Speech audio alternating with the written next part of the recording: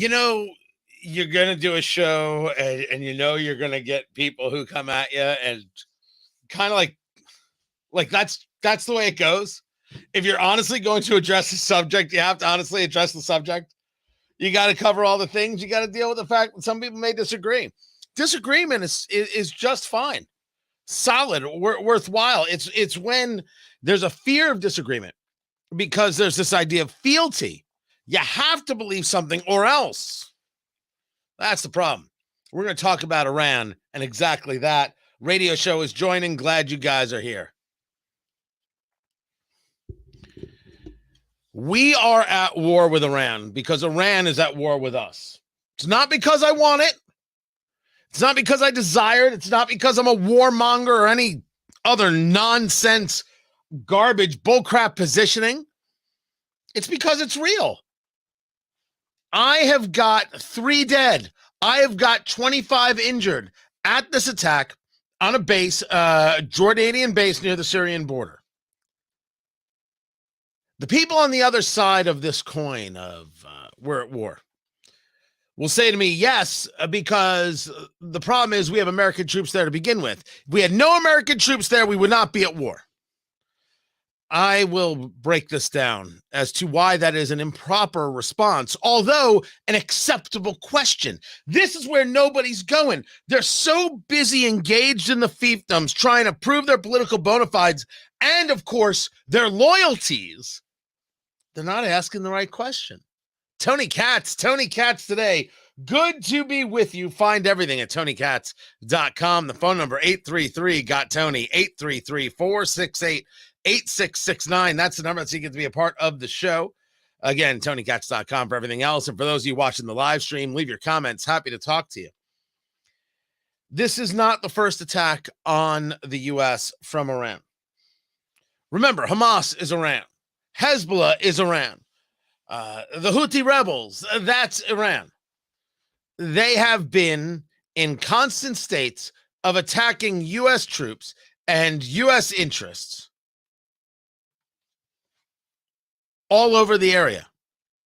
There have been scores of attacks, so much so that when soldiers, U.S. soldiers, were told to get traumatic brain injuries, I've got people like John Kirby, National Security Coordinator, or the spokesman for the National Security Council, downplaying it. It's just a traumatic brain injury.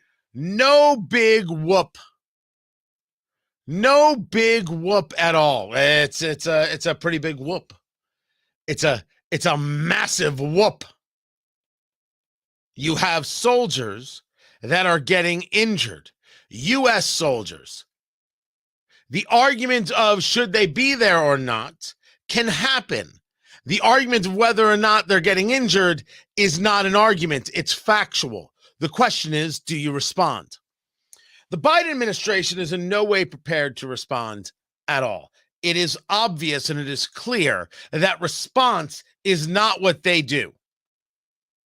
The president, Joe Biden, you've seen pictures, said, we shall respond. I don't know what shall respond actually means. But I must admit, I am absolutely stunned that there's even a question about whether or not there should be a response. There are those who will say that the idea of pushing immediately to war is nonsense. Of course, you have Senator Lindsey Graham saying that we should hit back and hit hard. You have Senator John Cornyn of Texas saying the same. And then you have statements from Tucker Carlson, who called 2 senators, this is reported by Politico, who pushed for swift U.S. military response against Iran after the attack, blanking lunatics. That's how Tucker referred to them. I know there are a lot of people who want to side with Tucker on this conversation, like they side with Tucker when it comes to Ukraine. I think Tucker's wrong.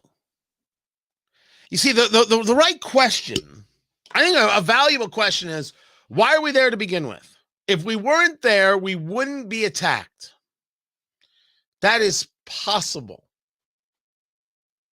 Possible. But now I take you to Israel. and I take you to the attack on October 7th, and I ask you, would the United States as an ally be there to help Israel in this fight against Hamas, which is a fight against Iran? If you say to me, we shouldn't be, well, we have a very large disagreement, because of course we should be. Without question, we should be. If you ask me, should the United States be there to help Ukraine against Russia? The answer is absolutely we should be.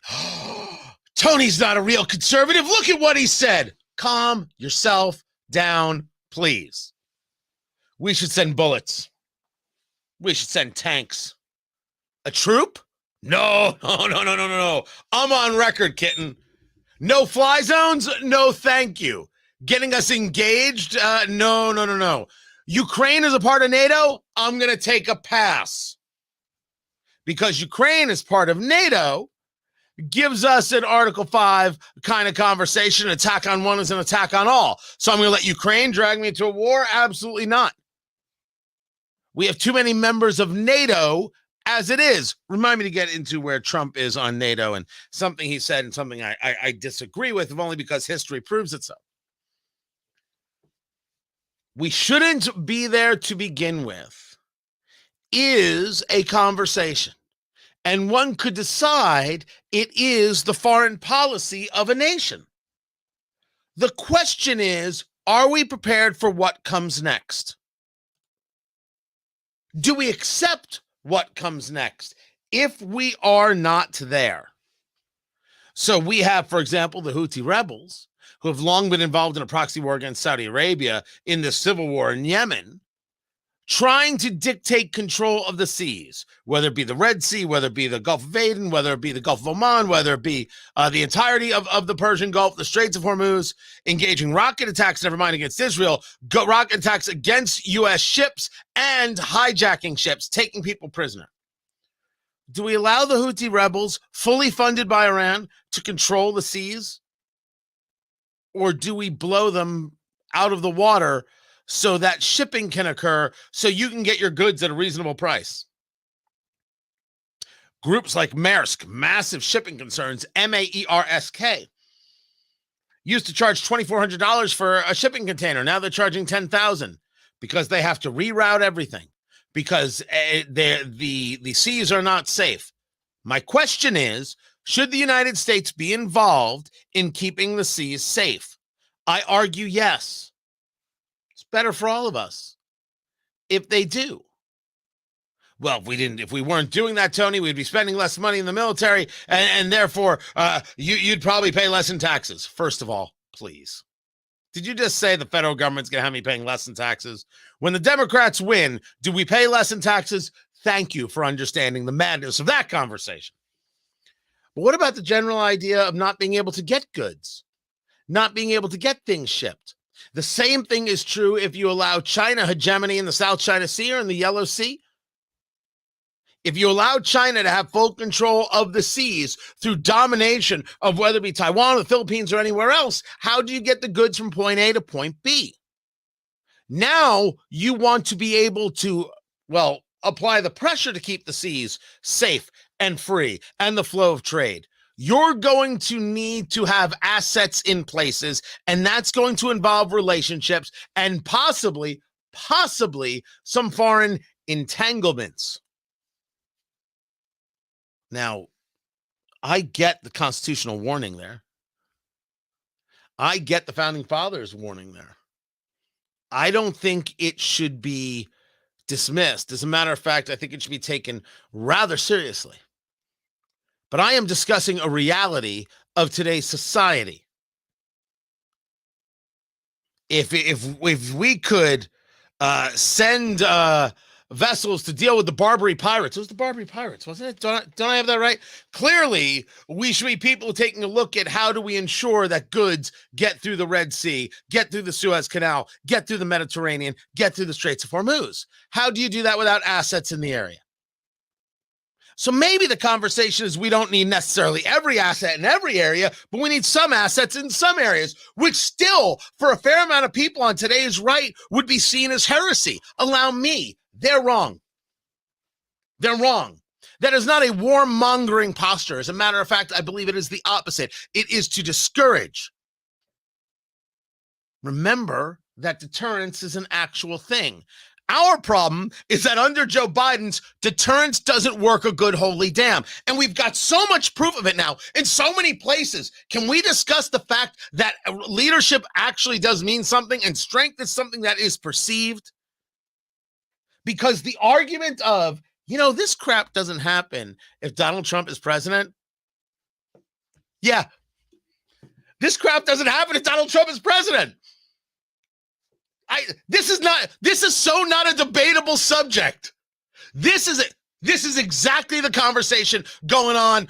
Bar stools across the country, barbershops across the country, PTAs across the country. This stuff doesn't happen if Trump is president. Fact. That means a projection of strength matters. But the projection of strength has to be accompanied with the actual willingness to do the thing. You can't just say you're going to be strong. You actually might have to do. This is where I believe that to the extent that I am properly understanding, let's say, Tucker Carlson's position, I disagree. Because Tucker might be saying, look, I don't think we have to do this. I don't think we'll do this. We don't have to get in here. We don't have to get in this war here. We don't have to do this. But every now and again, if the moment occurs, you might actually have to do something. Like that might be his argument after some conversation. In which case we would agree more than I thought. You kill 3 U.S. soldiers, 3 U.S. service members, and nothing happens? Sorry. That is not perceived as strength. You see, we might think of it as keeping one's cool. Oh, we didn't get overexcited. Oh, we're not going to go overboard. Oh, we're going to show the restraint. That's how we see it as a Western society. That's not how they see it. To understand the issue is to understand that as societies, we are very, very different. Culturally, we are different, and the connection points are near nil. We don't see the world the same. We don't see the attitudes the same. We don't see the desires the same. What some might view as coolness and calmness and rationale, they view as weakness and are willing to do it again. As Major Mike Lyons, retired United States Army, has explained more than once, the Iranians only understand a punch to the face, and then they stop and understand we're talking about the mullahs, the hardliners, and the clerics. We're talking about the Ayatollah. We're not talking about the people. The people who are Persians, they want to drink coffee and engage in trade. They want to live free. They don't want this crap, this garbage that's thrust upon them for years now, for decades now, because of the Ayatollah. They'd be much happier if the Ayatollah was gone. And certainly, Iran would not be so free to make these maneuvers if Joe Biden had not tried to bring them back into the JCPOA, the Joint Comprehensive Plan of Action, had not engaged in any relief of sanctions. To Trump's credit, the conversation of the sanctions are working, had them on the ropes, had them in a vulnerable position. This is all accurate. But here we are now, not in the world we wish we had, but in the world we have. It's Donald Rumsfeld. You don't go to war with the army you wish you had. You go to war with the army you have. We've been attacked by Iran repeatedly. Troops have been injured and 3 have been killed. The question before us is, what do we do now? And if you tell me nothing, I'm sorry, that's not acceptable. Try again. If you want to do something, you're a warmonger. Kiss off. Try again. I am not a warmonger. I did not start a fight with Iran. Iran started a fight with us. Well, Tony, being in these places, that did not start a fight with Iran. Grow up. Iran hated us from the beginning. Iran's entire philosophy is that we are the great Satan. Of course, Israel's the little Satan, and we must be destroyed. They wanted the fight. All they looked for was a reason to have the fight. My existence was the reason. Your existence was the reason. And now they see a leader, Joe Biden, leader, who is not willing to stand up, not willing to fight. So what do they see? They see opportunity. That's what they see. They see opportunity. What do they see from this White House? Nothing to fear, but rather, my God, I don't know if you heard this or not, and I'm telling you right now, remain calm. This is Corinne Jean-Pierre on, I think it was MSNBC, talking about those 3 dead service members. What I will say, obviously our deepest condolences go out, and our heartfelt condolences go out to the families who lost three folks who are military folks, who are brave, who are always fighting, who are fighting on behalf of this administration, of the American people. Obviously, more importantly, we lost those souls. I don't know what she said. But the incompetence of Corinne Jean-Pierre can be absolutely a direct line to the incompetence of this administration. And there'll be no response. Well, there hasn't been a response yet. The weakness begets the problem. And while there's absolutely a debate that can happen about whether or not we should have troops here or troops there, of course, 3 dead Americans. What's our plan? Probably the same plan when Americans were taken hostage and killed by Hamas. Nothing. Absolutely nothing. I'm Tony Katz.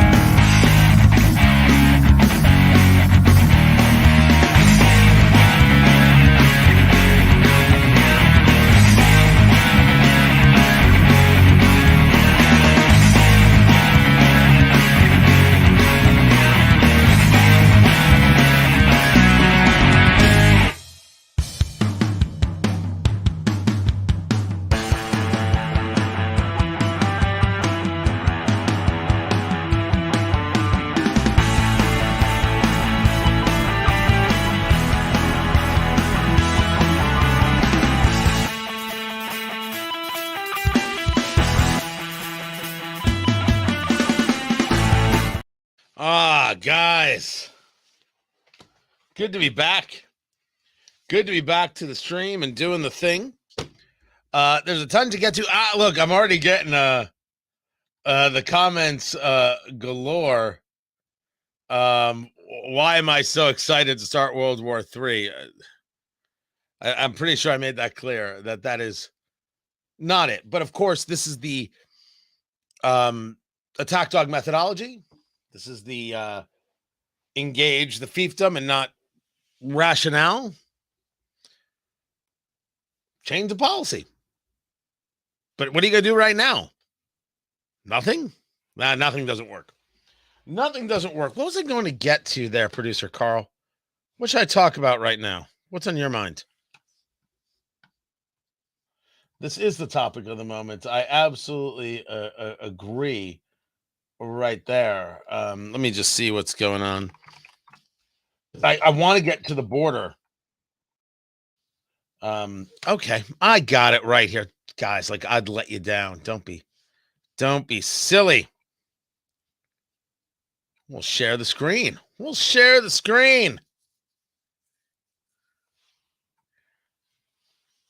Come back to the radio show.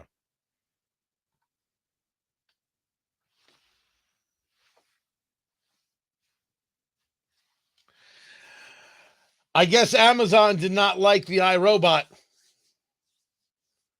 Roomba is going to lay off 31% of its staff. That's it's a fair amount of people, Kitten. They're going to call off the acquisition. There's no path to regulatory approval. Why not? Wait, why was there no path to regulatory? What does the federal government have against robot vacuum cleaners? The deal was originally valued at $1.7 billion. But there started to be regulatory issues that drove down the price, and now it's gone. Tony Katz today. Good to be with you. Hold on, let me bring that back right there. I don't understand. They're laying off 31% of its employees, which is about 350 people. The CEO, Colin Angle, is going to step down immediately. So the European Commission, that's how it's being reported right there. The European Commission, which is the executive body of the EU, which is just super Orwellian creepy. They launched a probe saying the deal could result in Amazon hindering iRobot rivals from competing on Amazon's online marketplace. See, what I thought was weird was that the data that was coming from iRobot, from your Roomba, they were mapping your house. Oh, we did that story, I think it was like a year ago. They're mapping your house to kind of see, well, they can see what kind of furniture you have, how much space you have, do you have a rug? And that way they could market products and services to you, which is super creepy. Super creepy. I don't even have an Alexa. And like, you can get, like, depending on what station you listen to me on, you can get my show and you get podcasts and get everything from your Alexa or your Dot or your, what is it, the Google, whatever, and the Apple, what have you. It's all so creepy. But yeah, they were using the Roomba to be able to map your house and then determine what was where and when, and then, you know, they could sell you things. So they think that if Amazon buys Roomba, iRobot, they won't let you sell other products on Amazon Marketplace. That's an interesting question. Does Amazon owe it to sell other products? If I have a website, and let's say I'm selling cigars or cigar accessories, which is coming soon, coming very, very soon. Do I now have to sell other people's if I'm like a massive cigar retailer? I don't know if I have to do that. Is that like Twitter not allowing back in the day certain people to speak? Well, I don't have to allow that. Ooh. Oh, that's a good question. Would it be in, yeah, I guess, I was going to say, would it be in their best interest not let the other people sell? Maybe. Is that enough of a reason to stop a deal? I'm going to think about this. Let's talk about the border that's coming up next. I'm Tony Katz. The border deal is coming up next. And whether or not this is a good deal, not even so much in the eye of the beholder. We haven't seen enough of it. We haven't seen the data. We haven't seen the text of it. People are losing their minds. But I must warn, if you trust the administration to what a deal could be, Aren't you nothing more than Joe Manchin? Trusting that the Inflation Reduction Act would do just that? Anyway, I'm going to grab a quick drink. We'll be right back.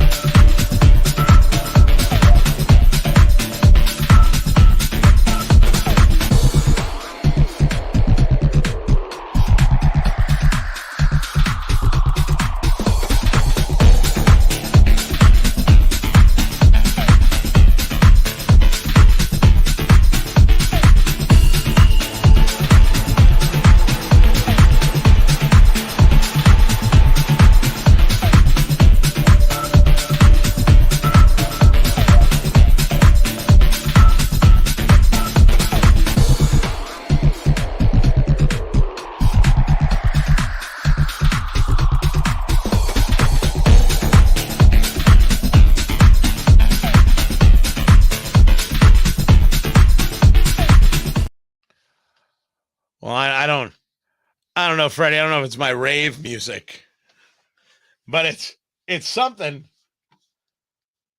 We're getting to this conversation about the border coming up. Everything is moving along lovely with the live streaming. We're getting better at it every single day. We're getting some good things together on it, and of course, we're really waiting for the new studio to get built. So some of the signage will still be here, but a whole new look and feel and a director and everything else. So because there's a casualness that I don't have yet that I'm very much looking for when we do when we do the show full time. Because I'm looking for things and doing things. You guys should be entertained while that's happening. How much behind the scenes stuff? Seriously, how much behind the scenes stuff should there actually be? Doesn't make any sense. Doesn't make any sense at all. Oh, remind me. I gotta do there we go. Gotta write myself a note, guys.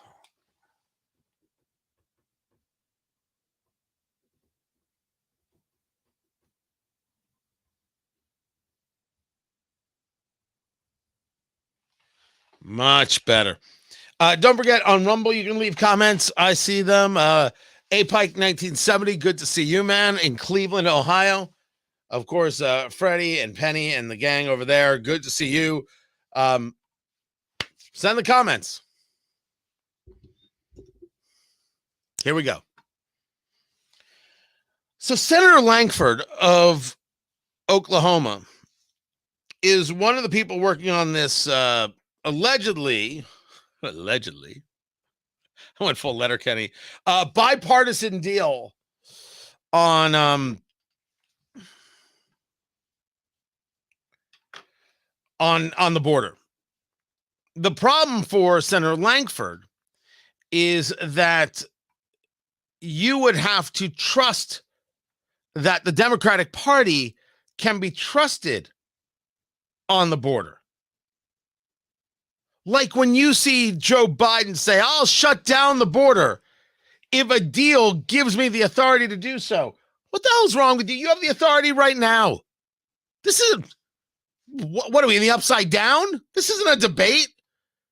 You have the authority right now. How could you even begin to say to anybody, well, if Republicans just would sign my deal, I'd be able to finally help them? We don't notice how ridiculous that sounds? Okay, people, move along. There's nothing to see here. Sounds Okay, pretty people, ridiculous. move I'm along. done with it. There's nothing It to sounds see pretty here. ridiculous indeed. Tony Katz today. Find everything at tonykatz.com if you would. By the way, save the date, April 18th, if you're in the Indianapolis area. My Cigar and Bourbon Show, Eat, Drink, Smoke. We will be live. Tickets will be for sale coming up in the next week or two. Some rare bourbons, some good cigars, some excellent food, and jocularity will ensue. That's April 18th. Save the date, and then you'll learn how to get your ticket. This is Senator Langford saying that clearly what is being discussed regarding a border bill is completely misunderstood, that this is all just internet rumor and nothing else. Yeah, the challenge that Senator Cruz has and a bunch of other folks is they're still waiting to be able to read the bill on this. And this has been our great challenge of being able to fight through the final words to be able to get the bill text out so people can hear it. Right now, there's internet rumors is all that people are running on. It would be absolutely absurd for me to agree to 5,000 people a day. This bill focuses on getting us to 0 illegal crossings a day. There's no amnesty. It increases the number of Border Patrol agents. It increases asylum officers. It increases detention beds so we can quickly detain and then deport individuals. It ends catch and release. It focuses on additional deportation flights out. It changes our asylum process so that people get a fast asylum screening at a higher standard and then get returned back to their home country. This is not about letting 5,000 people in a day. This is the most misunderstood section of this proposal. And let me tell you briefly what it is. In the last 4 months, we've had 7 days. In 4 months, we've had 7 days that we had less than 5,000 people. This is set up for if you have a rush of people coming at the border closes down, no one gets in. This is not someone standing at the border with a little clicker saying, I'm going to let one more in. We're at 4,999, and then it has to stop. It is a shutdown of the border, and everyone actually gets turned around. Okay. That's the.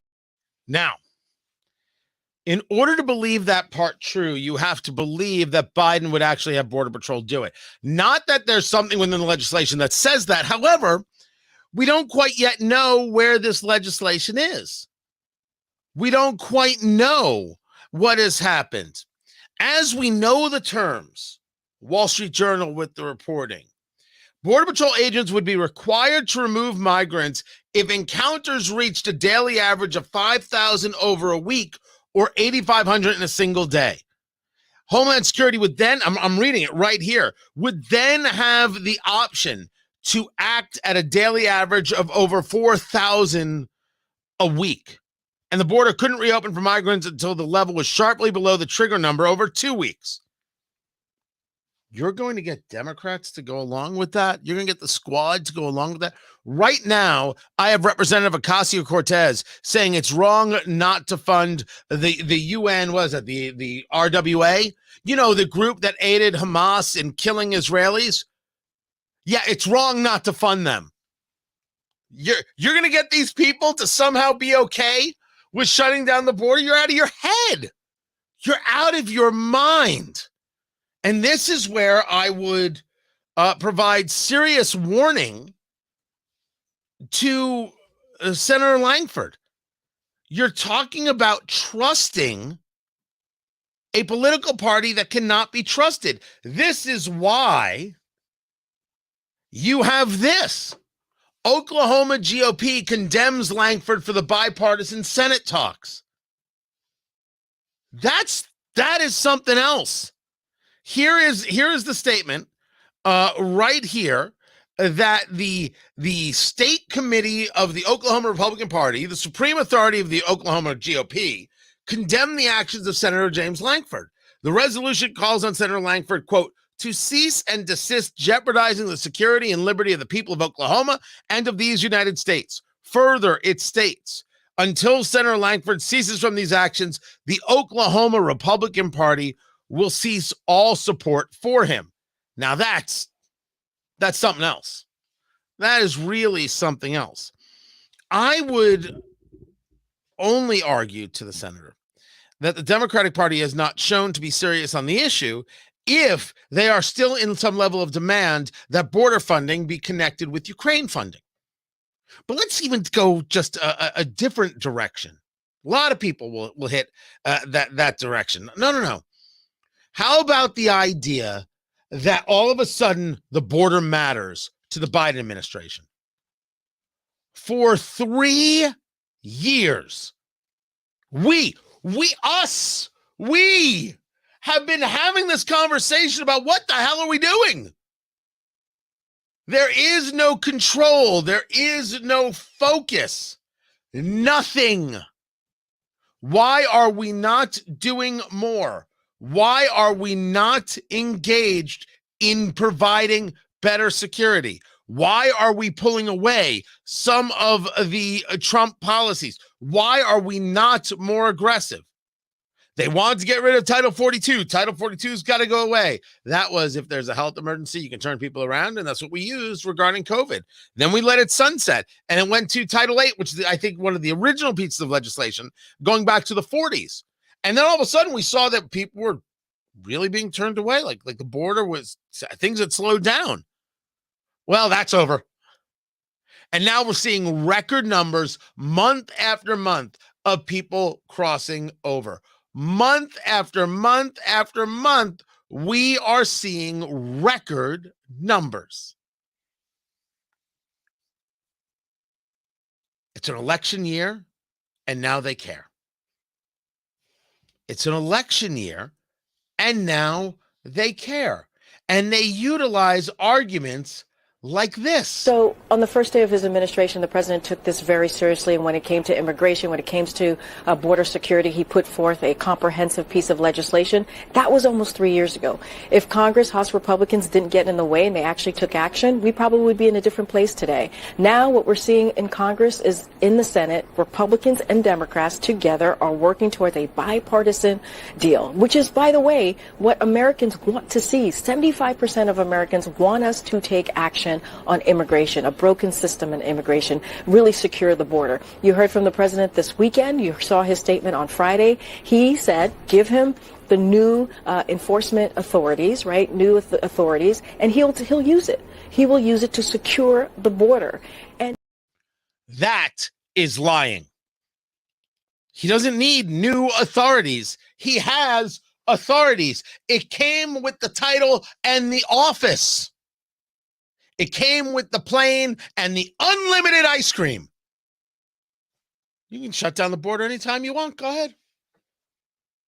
Go ahead. The idea that you need new authorities, this is nonsense. This is trash. This is a fraud. It's a fraud. And this idea that you're going to shut it all down now. Look how tough. If it gives him authority. No, he's not. And let's argue it differently. Let's say he took 3 days and he shut it down. Shut down the border. I'm only saddened that I won't see Representative Ocasio-Cortez go down to the border and cry about the kids in cages. But she only does that when Trump's in office. And second, if he shut it down for 3 days, isn't that just like opening up the strategic oil reserve as a way of trying to lower gas prices and lowering them by a nickel? And not for a week, but for like 3 days? This is about Joe Biden looking for quick fixes for political problems, not dealing with the reality. Over the weekend, in today, all you heard was the left saying if the political right, the Republicans are getting in the way of border security. Nonsense. The left never cared. They never cared. It did not matter. Remember, this is the same Joe Biden who thinks that when he does something, it has serious impact. And this is part of the problem of Biden that the Democrats have, and they haven't really come around to dealing with. Joe Biden believes that he is special. Joe Biden believes, look at what a great job I've done with the economy. How come more people don't think I'm wonderful? Look at the great job I've done with this. Why don't people think I'm wonderful? He's really kind of shocked and bothered by this. I'm going to give you a solid example. Joe Biden on Iran.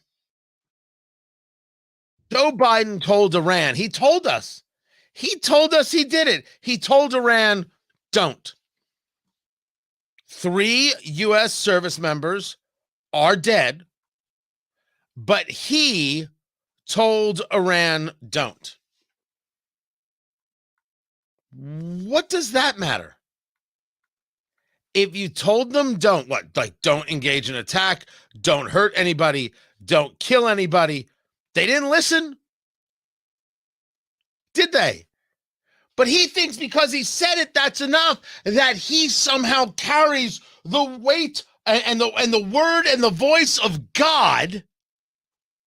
I mean, this was him. I've already delivered the message to Iran. They know not to do anything. He's holding a freaking smoothie in his hand, and he's like, oh, yeah, the Iranians know not to do anything. Well, the Iranians didn't know. So why would I believe that anything he does at the border will have any strength and have any weight? Never mind me.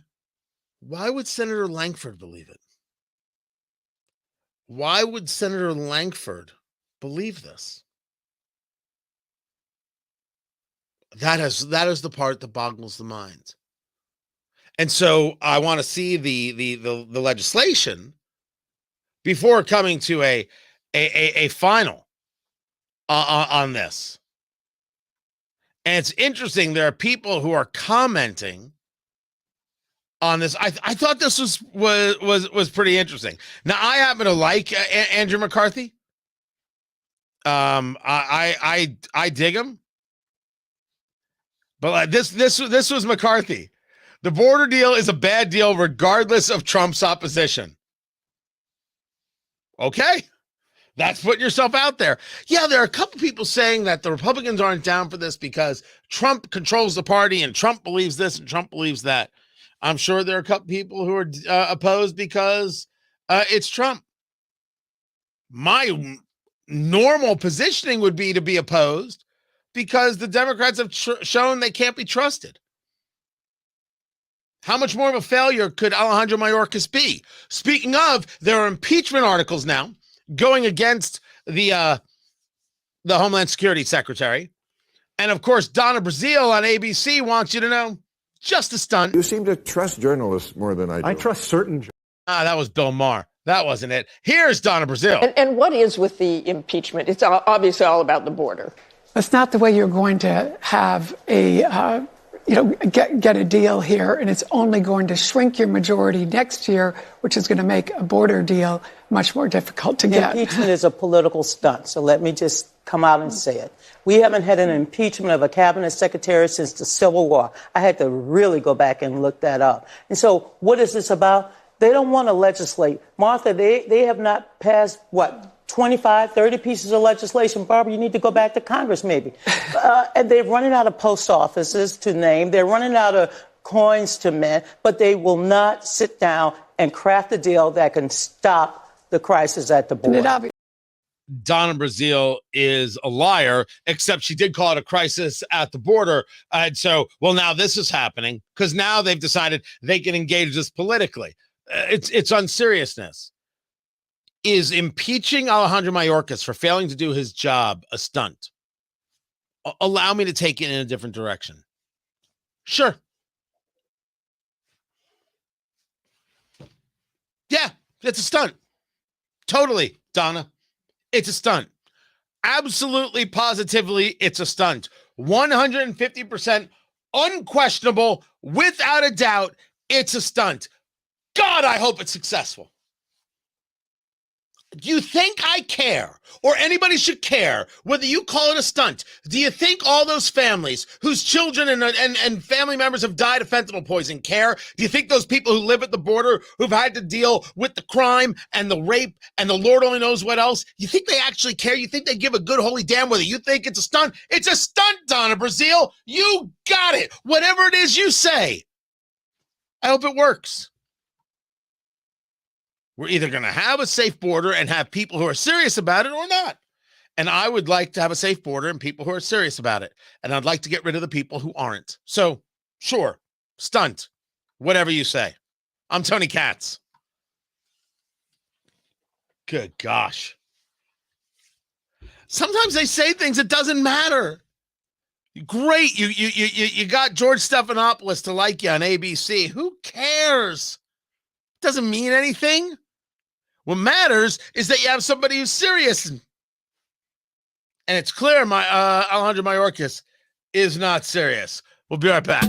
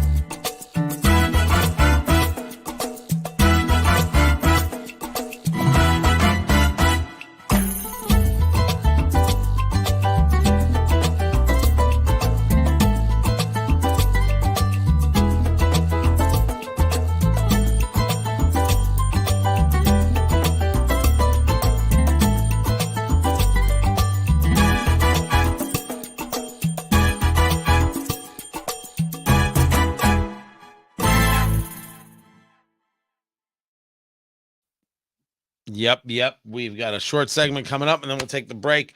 You guys know we're connected to the radio show. And that's how this all works. So I can't get you hearing the commercial ads, right? We can't do that, but we're going to start running ads on here. Some people have asked, as I always say, sponsorship's now available. I say that all the time. I should put that in the banner. You know, I got the little banner down there. Should I put that in there? Sponsorships now available. Right?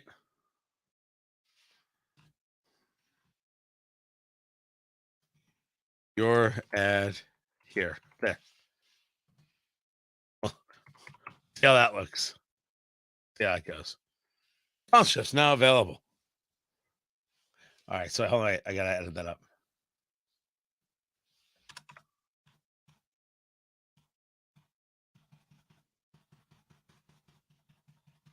There we go. Now I got it. Look at that. Oh, it ain't easy, kids.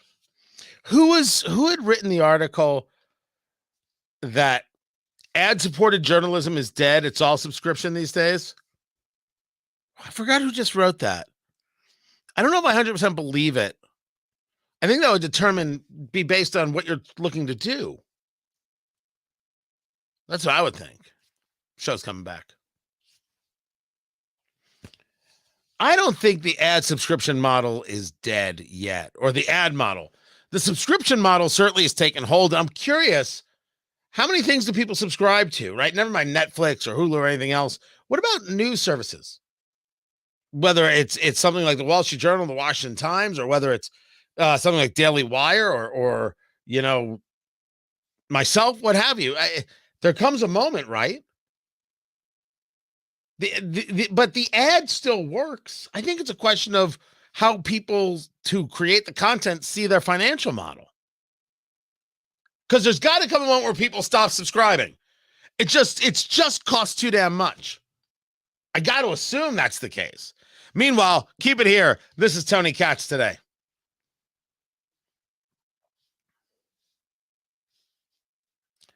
So here's what's going on, guys. We're going to take a quick break. I've got some stuff to share with you. Then we'll be back for the second hour. My advice, smoke them if you got them, because I'm always, a believer in that. And then we'll go forward from there. So here, let me share this with you right here.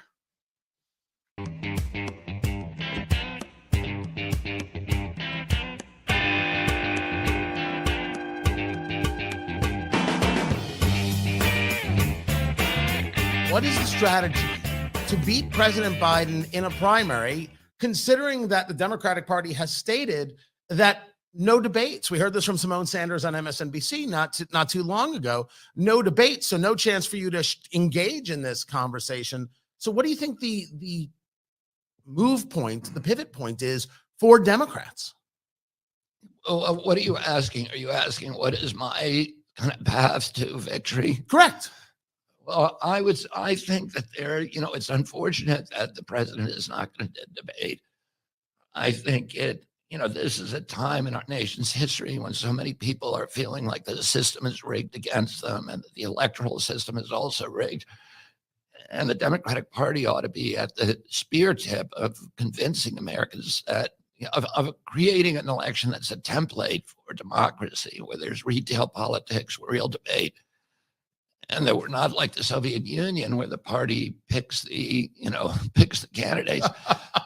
But I still think that there are ways around that. I mean, I've spent many years, almost 18 years, being censored by the mainstream media, and particularly the last 3 years of blanket sort of wall-to-wall censorship. But we figured out ways around that. We've figured out ways to communicate with people that are not dependent on the mainstream media. And some of that is, when my uncle ran Tony in 1960, television was a new invention. And he understood that it was going to decide the presidential elections, and he took advantage of that. And I think in 2016, Twitter served kind of the same, played a critical role in that election. Twitter continues to do that today. And then there's all these podcasts, which I think are an emerging media. Podcasts are really interesting because my kids, I always complain that my kids have these short attention spans because they were raised in the age of iPhones. Right. And that anything that doesn't give them this immediate intensity quickly, that they lose attention, lose patience for. My kids, who I have 7 kids who are between 19 years old and 35 years old. And all of them listen to podcasts. They'll sit for 3 hours and listen to, Sam Harris or Jordan Peterson or Joe Rogan. But not Tony Katz? They're not listening to Tony Katz? And yes, of Savagery. course, totally Tony Katz. Savagery. Just getting to that.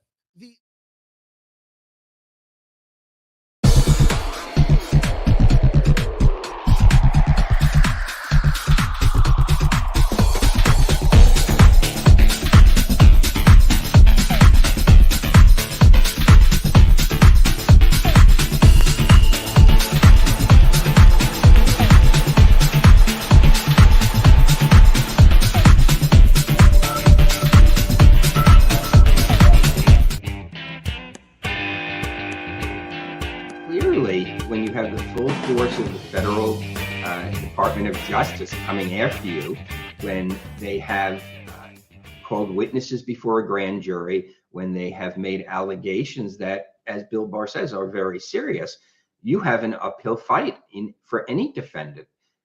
So nothing I've said is a prediction of an outcome. It's really that there's a process that has to take place here. And that process will challenge a lot of the things that are in the indictment. And I think we need to let that play out. We should not take it as a foregone conclusion that the indictment is everything we need to know. This poses a very serious threat. I think I said that on a prior show with you, that two things can be true at the same time, and they appear to be true, that Donald Trump has been unfairly targeted for 7 years by every level of law enforcement. They have subjected him to a scrutiny that really nobody else has been subjected to. They have been trying to find a crime that he committed. It appears that some of the things in the indictment were things they found out as part of their investigation. So they wouldn't have been known but for the investigation. And those are all true. It's terribly unfair to our nation as a society to have an individual targeted and have their life subject to scrutiny in search of a crime. At the same time, we live in the real world, and we live in the reality that whatever the feds found by virtue of that politically tainted investigation, they found. The evidence is going to be it. And some of it, and many people have commented on this, is that Donald Trump appears to have handed them what they've been looking for 7 years. The whole purpose of indicting Nauta is to see how much pressure you can put on him, how much you could squeeze him to give up this, that, and the other. This guy is the sacrificial lamb to trying to get Trump. I mean, from an outsider looking in, holy cow, is that an ugly thing to do to a guy?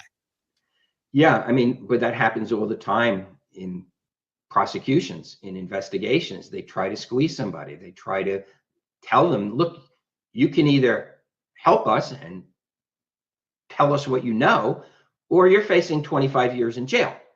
And 99.9% of people will succumb to that pressure. Happens all the time, whether it's good or bad, ethical or not. It happens all the time. It's the choice defendants have to make. So it seems to be, they don't really want to put, Trump's body man who moved boxes in jail.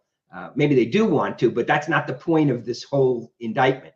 The point is to get him to flip, to get him to give them more than they already have. And the fact that they felt the need to name him and to indict him and to try to flip him may be an indication they need a little bit more than they actually have.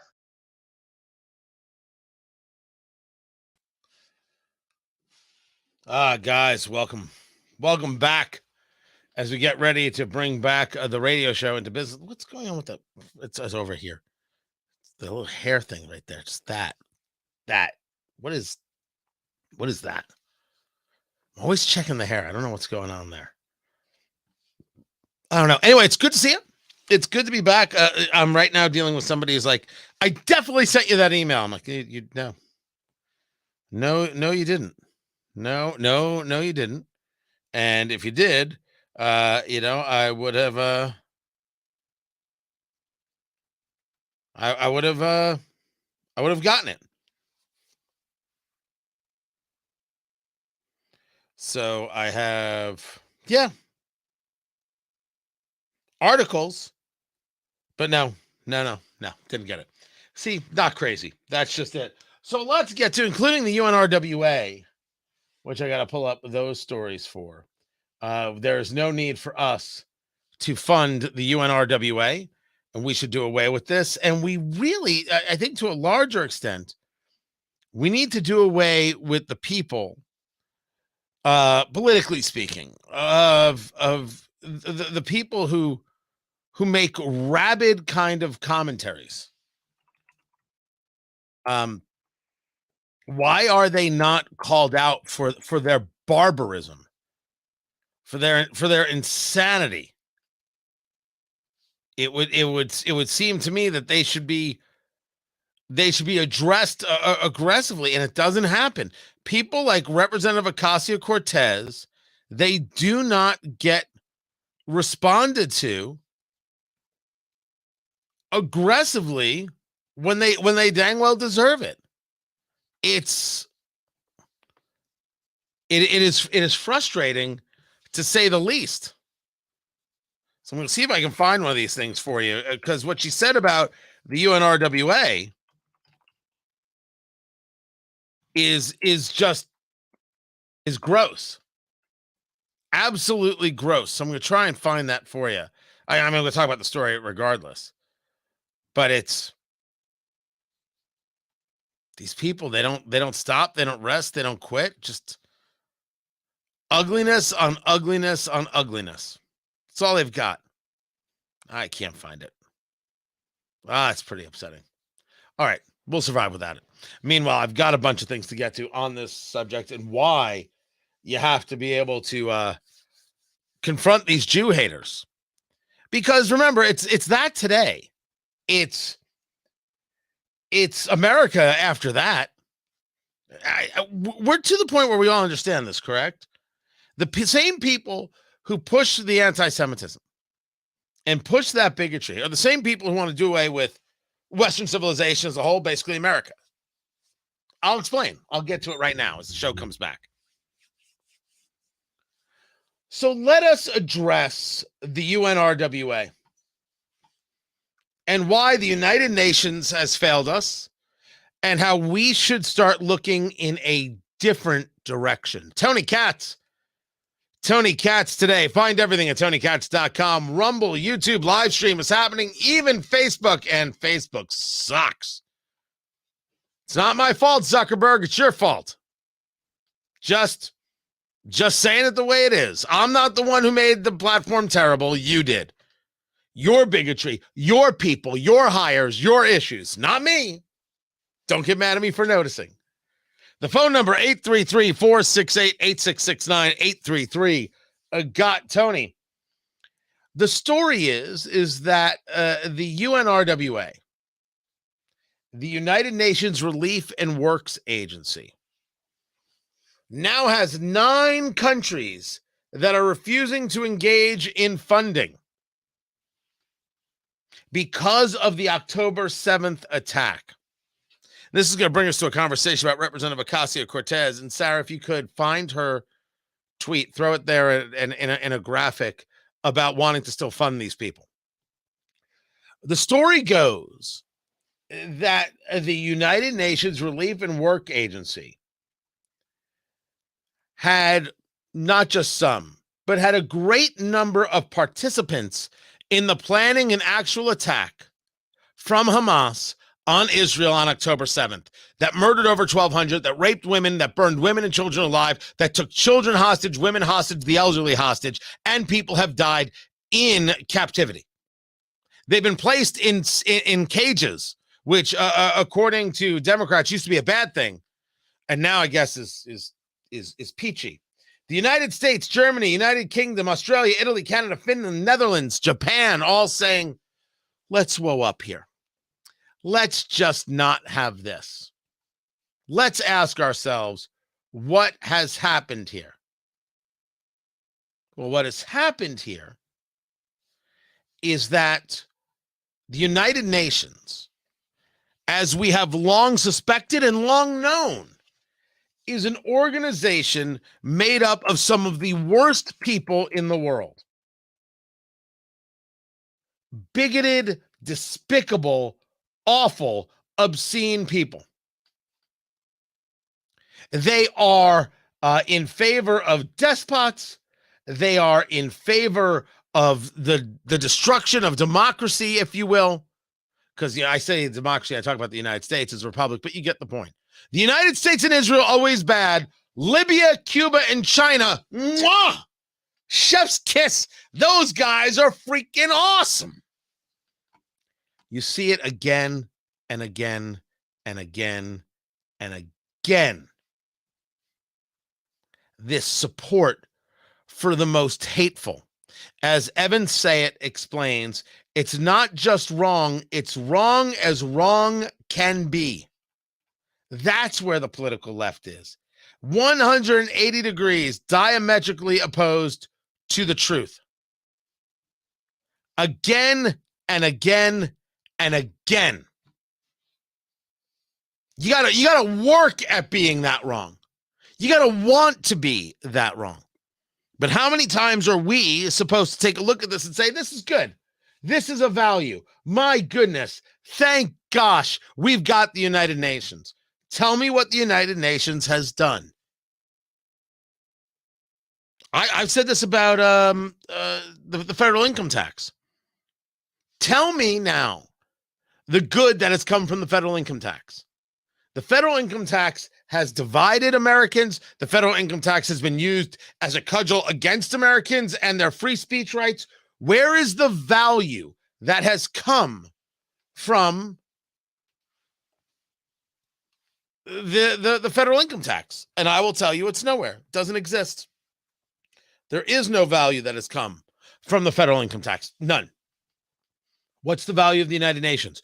Well, Tony, it's really important to have a seat at the table. With whom? Nations that want to lie and engage in damage, that want to thwart you, hurt you, harm you, destroy you, while they engage in some of the most horrific evil you could possibly imagine, are given cover? I want to know what the value is. There comes a moment where there is no value. The UNRWA has members, we know, at least is what the intel shows, supplying Hamas with RPGs and took Israeli women hostage during the attacks. 12 people have been fired. 10 of them were active members of Hamas. Another was affiliated with the Islamic Jihad. I don't want to pay for these people. I don't want to hear about the good work that they do. I don't give a damn. Because if these are the people providing the good work, let's say they're feeding children, they're also teaching children how to be evil and replace them. No thanks. No. It's a maddening proposition to think that you would want this, to think that this has some level of value. This is exactly the kind of thing that when you see it, you say you refuse to be a part of it. So why are we still a part of it? You had people celebrating the attack. I bring it up because we must understand how this connects to what we are doing here. What is happening in the United States? How does it affect American citizens? The idea that, oh, it's all this talk about Israel. No, no, no, no, no. It is about utilizing this as a way to start building out other places of hate. Remember, these are people who hate the idea of free and thinking people. They hate Western civilization. They hate American culture. It is about us. This is the tool to get there. That's all this is. There is a story out of the New York Post. And the story out of the New York Post, I'll try and get it up as quickly as I can, discusses a school teacher. And the school teacher, an elementary school teacher, going on an anti-Israel blitz. A New York City elementary teacher draw from anti-Israel propaganda to twist wheels on the bus. Remember? Wheels on the bus go round and round. I know. Voice like an angel. And they use that to celebrate the eradication of the Jewish state. The wheels on the tank go round and round all through the town. The people in the town, they hold their ground and never back down. The bombs in the air go whoosh, whoosh, whoosh all through the skies. From every river to every sea, the people cry, cry, cry. Free Palestine till the wheels on the tanks fall off. Now, how quickly does that turn to a conversation about, I don't know, upending capitalism? By the way, capitalism is great. And the data is definitive, and the people who are opposed to it, mostly lazy and jerks. I didn't know I'd have to be scientific about the thing, but anybody who wants to do away with capitalism clearly has no mind. Just an angry, vicious person, which all of them are. You want to teach this to kids? If you're willing to teach this to kids, what are you not willing to teach? Do we want to bet that the same exact people who are in favor of Israel's destruction are the same exact people who are in favor of upending capitalism. Is this a debate?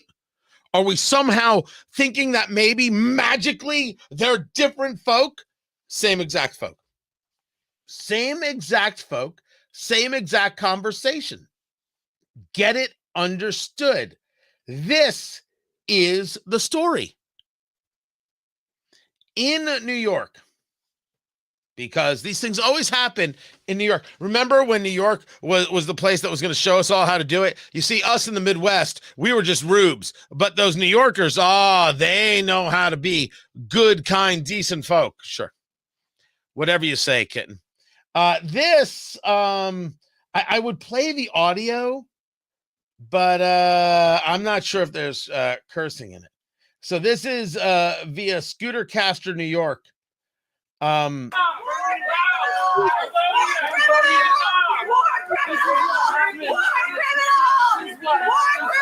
Synagogue.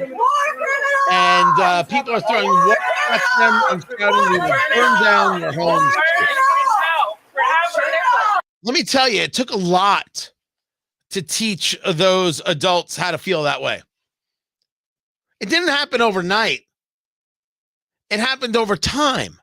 Now, can you imagine how much easier it is to be able to teach them to feel that way when you can sing to them The Wheels on the Bus and make it a whole big song about From the River to the Sea, which is a call for genocide of Jews? It's a lot easier to teach the hate. And not only teach the hate, institutionalize it. If it's coming from the school, it's got to be good, right? This is what's happening. This is what makes people like John Fetterman so unbelievable. And yes, I said that out loud. Out loud. This is from Ed Krasen on Twitter.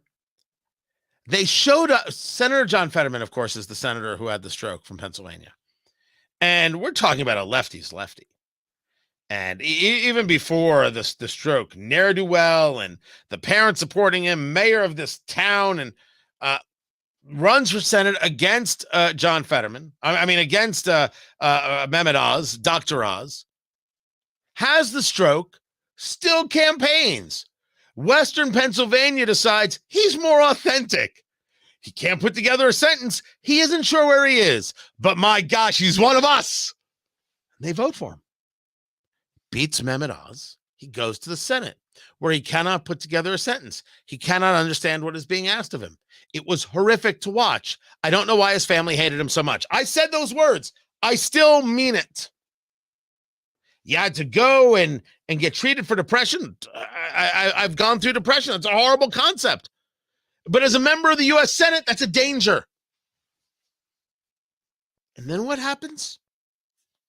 He starts discussing the fact that there's a problem at the border.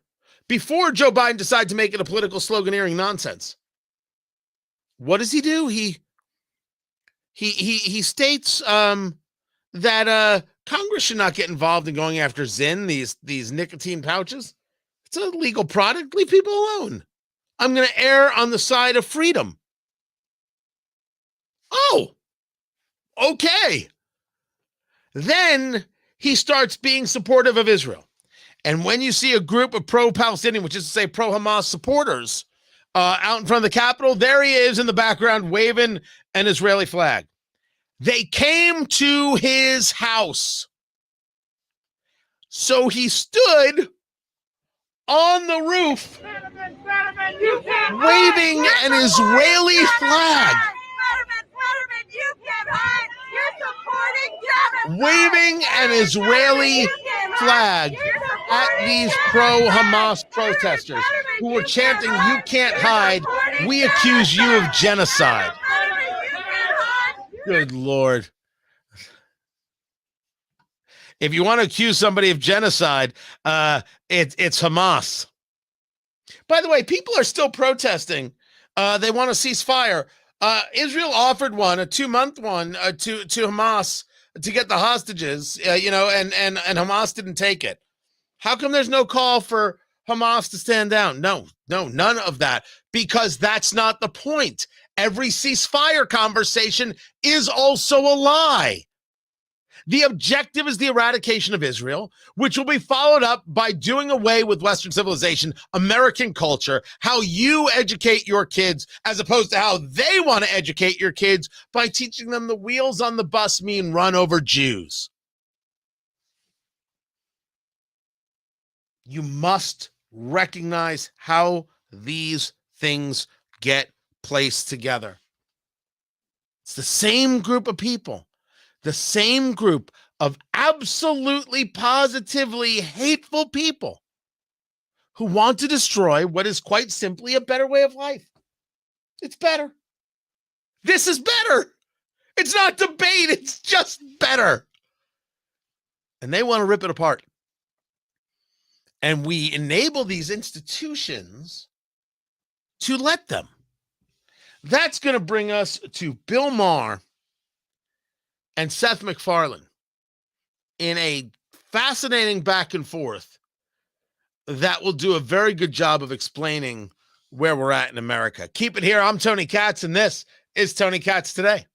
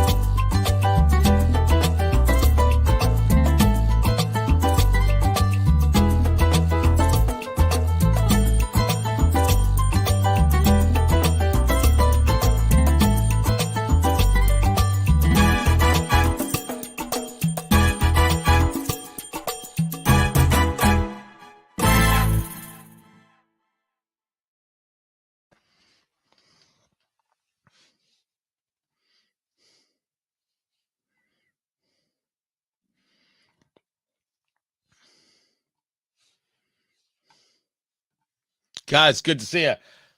Just doing a little bit of editing work coming up because I've got some Nikki Haley audio to get to. Where's my Nikki Haley audio? Oh, you're out there. You can't hide from me, Ambassador. There it is. All right, I'm going to have to play it in full. I'm going to have to play it in full because I want to break it up. Hold on, maybe I will. Maybe I can. Hold on. Let me see if I can do this. How fast can I work? Let's find out.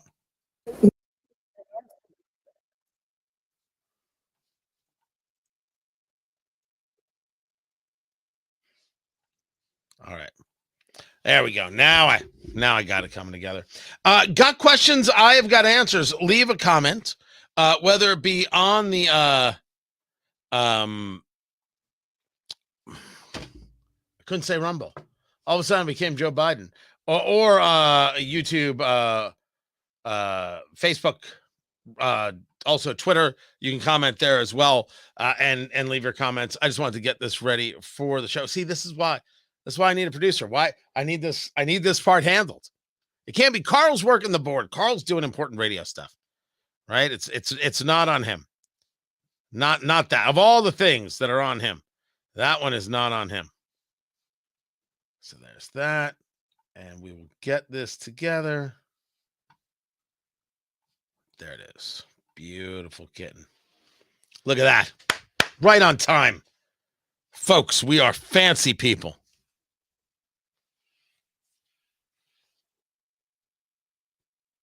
Here we go. Come back to the show. There's no surprise there that the political elite are surrounding him there. Trump has become an insider. That's what it comes down to, is he's more interested in satisfying the elected class than he is in satisfying the people. When it comes to South Carolina, look, we wanted to be strong, and I think we started with 2% in Iowa. We ended up with 20%. We got to New Hampshire. We needed to do better than that. And we did. We got 43% of the vote. Now we're going into South Carolina. We need to be stronger than what we did in New Hampshire. And so that's certainly what we need to do. But it's not just. You need to be more than stronger. You need to win. Ambassador Haley, stronger? This is not an argument. Tony Katz today. Good to be with you. It's not an argument to say that you need to be stronger. That's insane. You need to have a win. The only way it comes up, this idea of stronger, is if somehow there's some donor out there who says, well, if you do a little bit better than this in South Carolina, I'll keep the money going.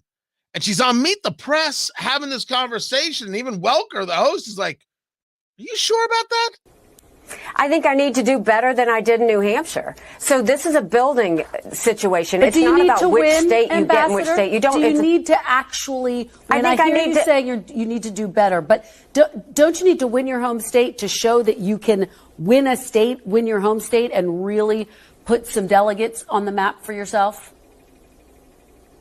Well, we've got 17 delegates. He's got 32. I'd say that's pretty good to start. What I do think I need to do is I need to show that I'm building momentum. I need to show that I'm stronger in South Carolina than New Hampshire. Does that have to be a win? I don't think that necessarily has to be a win, but it certainly has to be better than what I did in New Hampshire, and it certainly has to be close. No, I think it has to be a win. And if you have 17 and he has 32, he has double the delegates. 34 would actually be double, but it's close enough for government work. Politics is an expectations game. And as we discussed, she underperformed in Iowa, but she overperformed in New Hampshire by about 7 points, I believe it is. If she overperforms by 10 points in South Carolina, 10, the data says she still loses by 20. And the polling for Trump has been pretty dead on. Yes, she underperformed in Iowa, overperformed in New Hampshire. DeSantis overperformed in Iowa by a little bit. But the Emerson poll, the last one done, has Trump 52, Haley 25, DeSantis 7. I have seen nothing that shows me any wild gesticulation. Everything's possible. But I've seen nothing that shows some massive swing, Trump down and Haley up. It'd be interesting if you saw that. But the Real Clear Politics average has Trump up 30.2%. So if she were to overperform by 10 and use the Emerson poll, Trump 54, Haley 25. So if she got 35, and I've already said that the Trump polling is there, it hasn't been off. That means that Trump would win by 19.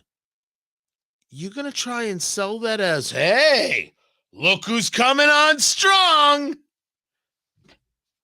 All of a sudden, it's like Steve Martin and Dan Aykroyd, two wild and crazy guys. Huh? Show me the donor who's like, hey, that's great. Only down 20 points. Here's another check. Whoop. I don't know who they are, but I want to meet them badly. That's the kind of supporter you want. What? Third place. Here's another check. Oh, that's the dream, kitten. That is 100% in every single way the dream. Woo.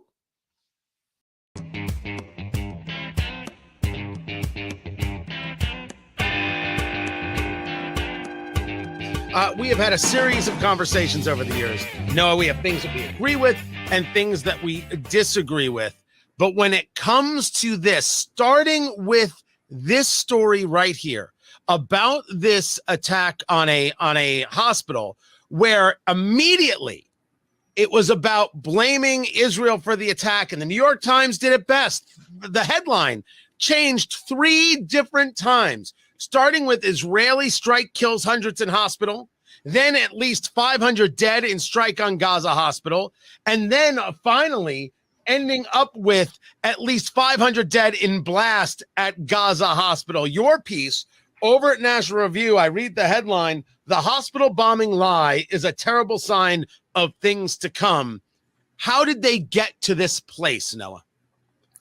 You have to have experienced it in real time to really get a full sense of how excited the press was by the prospect, the rejuvenating, the comforting prospect of being able to retreat to the notion that Israel too is prosecuting war crimes here. If you're a New York Times subscriber, you got an alert on your phone within minutes of the revelation from the Gaza Health Ministry that this strike supposedly occurred. Everything regarding what's happening, this war in Israel, from the media side, certainly from the university side, and I'd love your take on that, is about what Israel has done in response. And they have forgotten that there are 30 dead Americans. They've forgotten that there are American hostages. There are 199 hostages, and that number could be more. There's 1,400 dead Israelis and others who were murdered for going to a concert. The media playing purposeful in that forgetfulness, is that an acceptable statement in your eyes? Absolutely. What you describe is this sort of intellectual corruption, a tendency that you see among people who are sharp enough to know exactly what they're doing, to invert cause and effect, to attribute to effect the cause of a particular action. This is a sort of rationalization process that you need to work yourself through in order to divorce yourself from the humanity of the situation, to make yourself into an absolute ghoul that is just that obsessively forcing reality into a series of intellectual frameworks that are designed to help you understand your environment, end up doing the exact opposite, end up obscuring your environment, making your capacity to understand your surroundings and our shared reality unintelligible to the uninitiated observer. This had profound consequences. This lurch to take Hamas's version of events at face value is a real problem now. The streets are alive with riots in Europe and the Middle East. American diplomatic facilities are under siege. Welcome back, everybody. Good to be with you. Find everything at TonyKatz.com. Someone asked me a strange question on X. I said gesticulation. I don't know. I don't know what other people heard, but I said gesticulations, wild gesticulations. That's what I said. We'll get back to the show.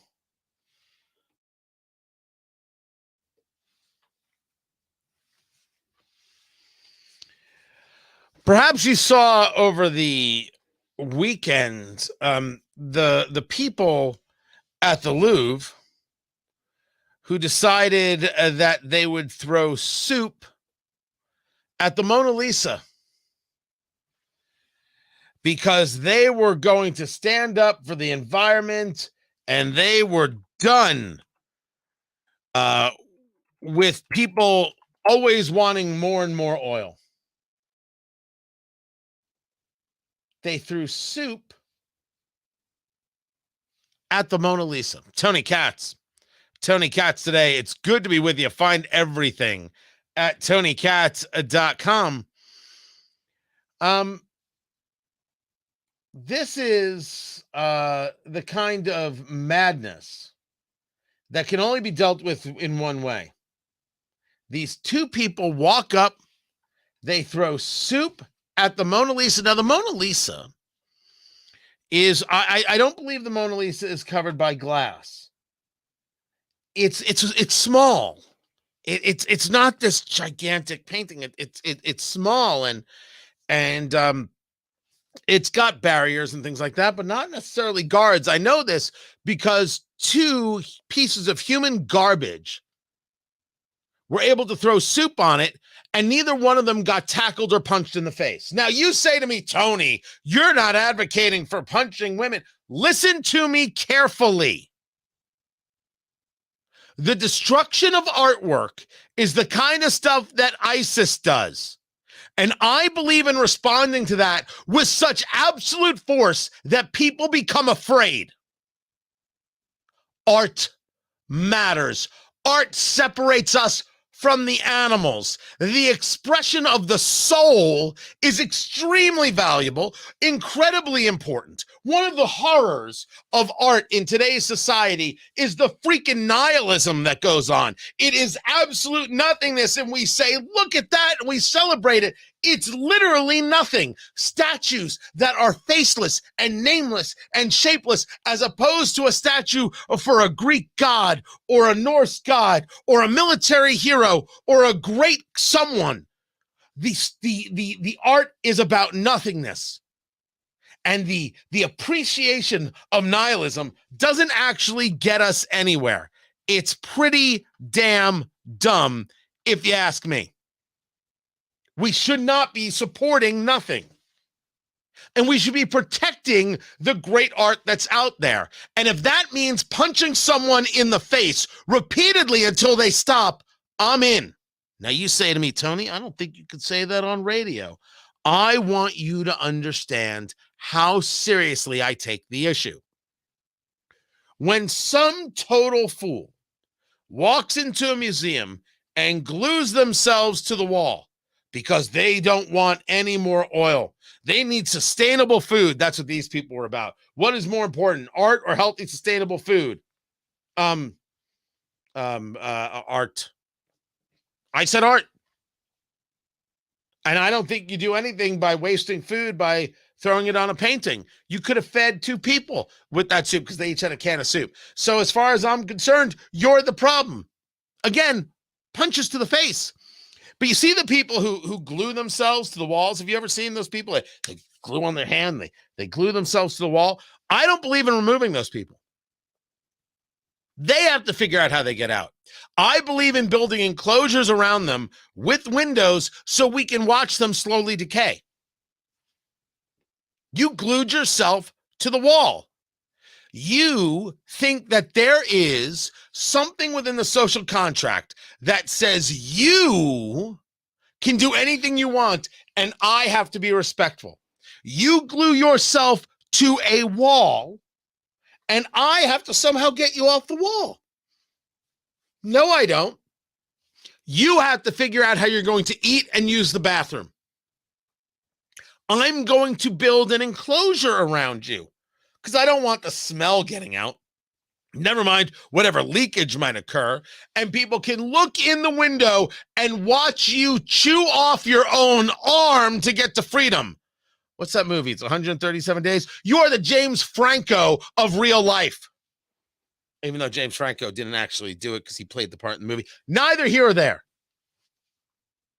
137 hours, whatever it was. You guys figure it out. But destroy artwork?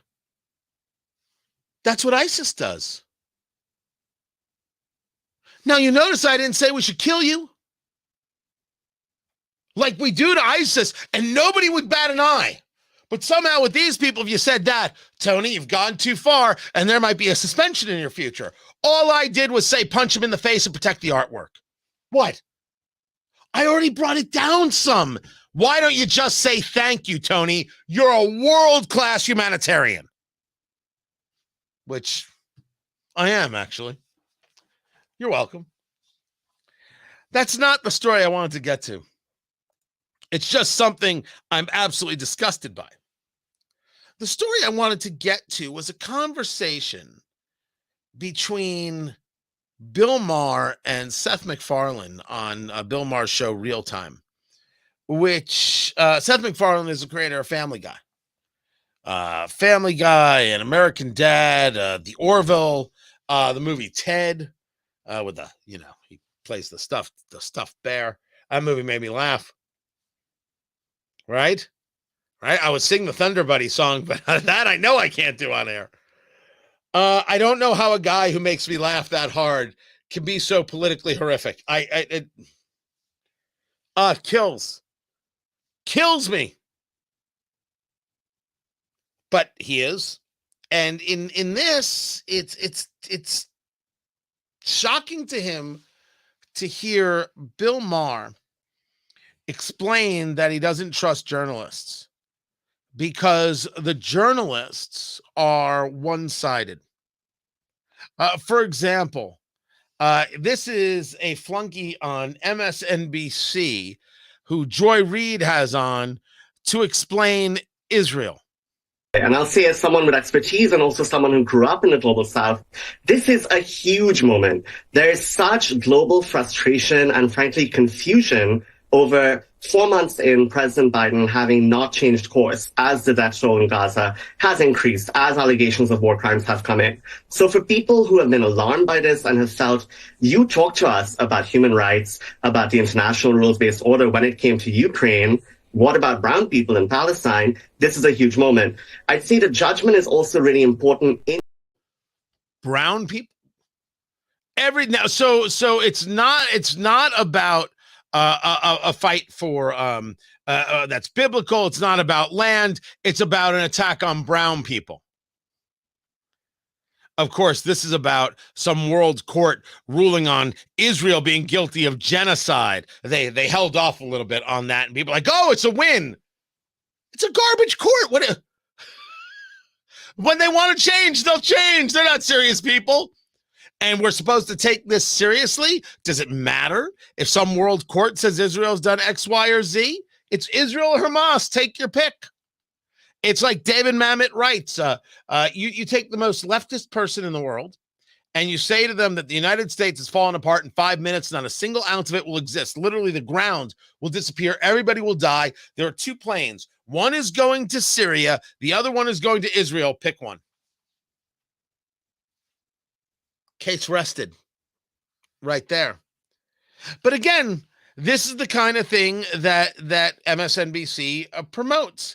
Then they promote people like Representative Ocasio-Cortez. We know that Hamas as an organization, it does not have any regard for human life. I think that in Hamas's attack on October 7th, they knew what they were bringing on they knew the violence that they were bringing on, and we have seen that. They understood the asymmetric attack that Israel will put out.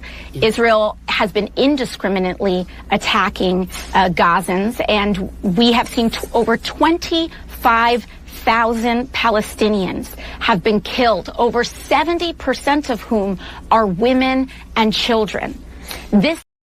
You see, Hamas knew they were going to force an asymmetric attack.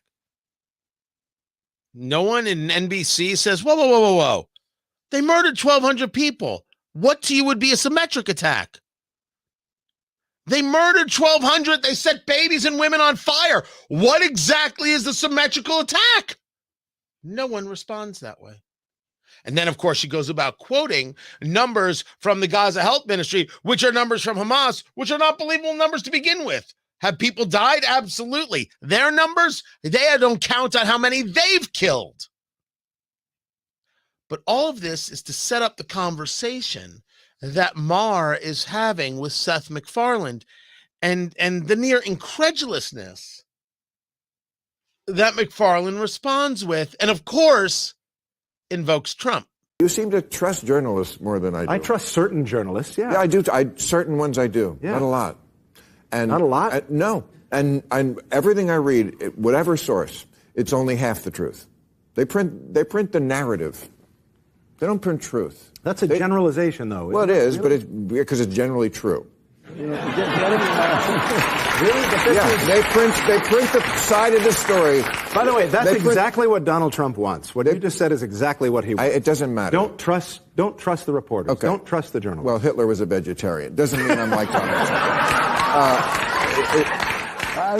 But they print the half that they want. That is going to make people like you, who are a partisan, very partisan. You want to read something that that makes me feel good. Now, this is something you and I have known for years. And good on Bill Maher for saying it out loud. What do you mean Seth MacFarlane doesn't know? Seth MacFarlane doesn't know that the vast majority of national media is fully engaged in moving narrative and not engaged in an honest conversation. I just shared with you two things that took place. There was no response or rebuttal or strength from Joy Reid. I'm discussing the idea of needing to respond to the attack that murdered 3 American service members. This drone attack, you have to respond. I bring up the Tucker Carlson side and explain his point of view, or at least people who support him and his point of view about maybe we shouldn't be there to begin with. Now, I have a take. I disagree with that point of view, but at least you got to understand what it is. What kind of person can have a conversation without understanding where the other side is? This is always the conversation of, well, I'm a centrist. I like to see both sides of something. Yeah, that's great. I do too. Don't you realize that sometimes one side is just wrong?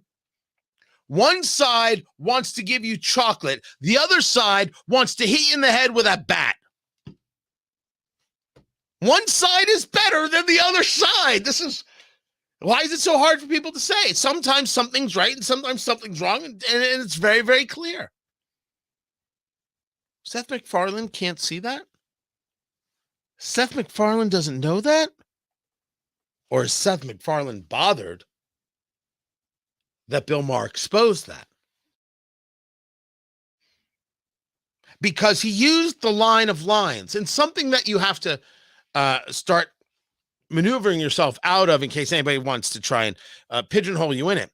You see, you don't trust journalists. See, that's exactly what Donald Trump wants. He doesn't want us to trust journalists. But what if they can't be trusted? What if my mind, which works, led me to a recognition that somebody was lying to me and can't be trusted? That the New York Times can no longer be trusted, that the Washington Post can no longer be trusted, that MSNBC can no longer be trusted. What if it had nothing to do with Trump? What if I hate Trump and I still came to that conclusion? Well, you see, you're just like Trump. The argument being made by Seth MacFarlane is the same argument that was made by Philip Bump over at the Washington Post. He had done a story, this is a few weeks ago, about how, when you do your own research, you're more probably going to be wrong than right. And so you shouldn't do that. I shouldn't do my own research. I shouldn't read a story and then say, wait a second, what in the world is this? And then do my own research and say, wait a second, they were wrong here, they were wrong. Of course I should. That's how you learn. Every rational person in the world does this, except Philip Bump telling you shouldn't do it because you're going to be wrong. Trust guys like him. Wow. Seth MacFarlane saying you don't trust them? You're just like Trump. That is pretty sickening stuff right there. And I put forth to you that, not knowing Seth MacFarlane, if I had the chance to do the interview, I would do it. And this subject, amongst many others, one has to ask whether or not this is purposeful. This idea of saying this is exactly what Trump wants, as a way of trying to stop people from actually utilizing their own minds and coming to their own decisions. Guys, double check me every single day. Fact check me every single day. every single day. That's what smart people do. That's what Trust But Verify is all about. I'm Tony Katz.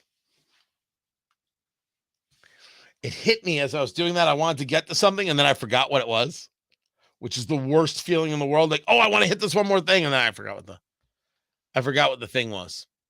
That's a killer. That is a killer right there. So we've got a little more radio to go. And then, of course, the radio show continues for another hour. But I appreciate you guys. I am surprised there has not been more South Carolina polling. The last one was January 3rd. That's super weird.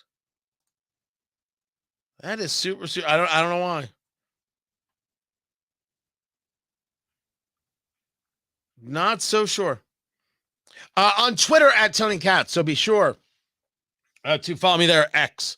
Sorry, Elon. X. Be sure to follow me there. Subscribe on Rumble. So I've got a Rumble issue.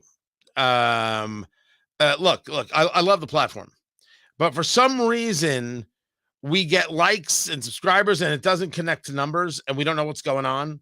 And to tell you the truth, I'm actually angry at Rumble about it because this has got to get fixed. It's so ridiculous. We can't figure it out. Can't figure it out. I'm telling you, just something is miscommunicated. But be sure to subscribe and leave me a thumbs up right there. I'd appreciate that as well. And same thing with YouTube. I get it. It's YouTube. I totally get it. But I think that we need to use that platform as a way of outreach. There are places where I'm like, I can't do it anymore. Facebook is one of those places I can't do it anymore. I'm not on TikTok. I'm not, so I don't do that, but I still do YouTube. So if you're there, like it and subscribe over there. I'd greatly appreciate it. This week is kind of weird because I've got a speaking gig and then I've got a meeting. I'm actually off the air midday. I'm out at a meeting, and then Wednesday I have a speech, and so I'll actually be in downtown Indianapolis. I'll be in studio for the midday show, so I don't think I'll be able to stream there because I don't have the setup. So I think we'll have 3 days of streaming this week, which is also weird because, oh gosh, I got that right. No, we have Griff Jenkins on. Griff from Fox News is scheduled to be with us with an update on the border. So we got that too. Anyway, it's going to be a busy week. So we got a lot going on. Make sure you subscribe and get all the latest and get what's going on. Carl, how much longer do we have? A minute till we're back with the radio show? That is phantasmal. Incredible. Let's see. We will go with this right here. Got some audio for you. Some video for you, I should say. So we are pretty good.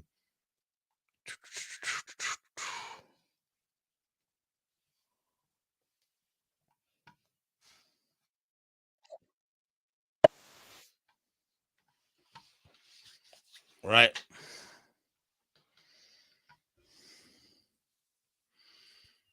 We'll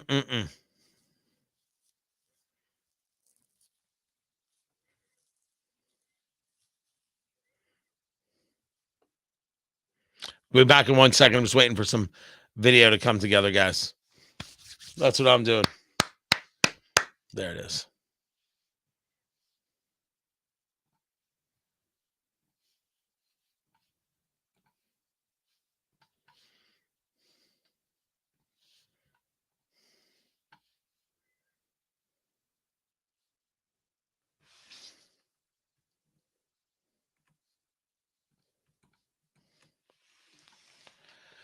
So it's clear that Biden's policies of deterrence don't work. They don't work. I mean, they tried to play the tough guys. And what's the message to Iran? Don't. It was very important to send a very clear message to anyone who might seek to take advantage of the conflict in Gaza to threaten our personnel here or anywhere else in the region. don't do it. What is your message to Hezbollah and its backer, Iran? Don't.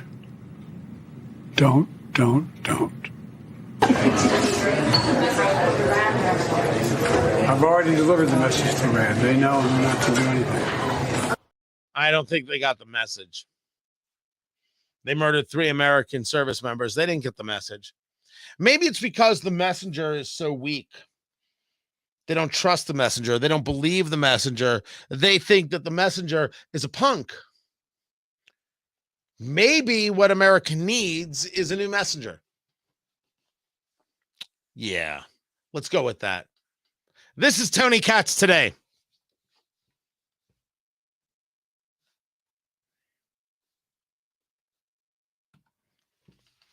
Guys, thank you. Thank you for being a part of what we do here. Don't forget to subscribe. Don't forget to like what you see. I will catch you tomorrow. Find everything at TonyKatz.com. Really do appreciate you guys. Can't thank you enough. Take care.